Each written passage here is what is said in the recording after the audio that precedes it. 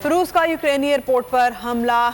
एंटोनॉफ international airport पर कब्जा कर लिया। रूसी फौजियों ने Mi-8 हेलीकॉप्टर्स के साथ एयरपोर्ट पर हमला किया। यूक्रेनी हुकाम ने एयरपोर्ट पर कब्जे की तस्दीक भी कर दी है।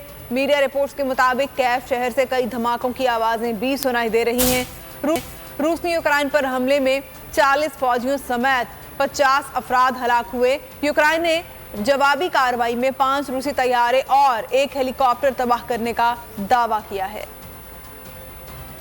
यूक्रेनी हुकाम ने एयरपोर्ट पर कब्जे की तस्दीक भी कर दी है, जबकि कैफ शहर से धमाकों की आवाजें भी सुनाई दे रही हैं। रूस ने एंटोनॉफ इंटरनेशनल एयरपोर्ट पर कब्जा भी कर लिया है। रूसी फौजियों ने Mi-8 हेलीकॉप्टर्स के साथ एयरपोर्ट पर हमला किया था।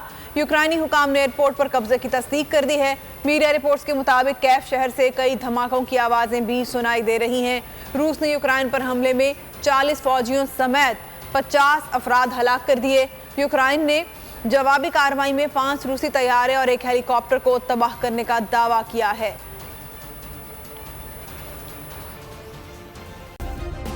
सब्सक्राइब करें और बेल दबाएं ताकि कोई खबर रह न जाए।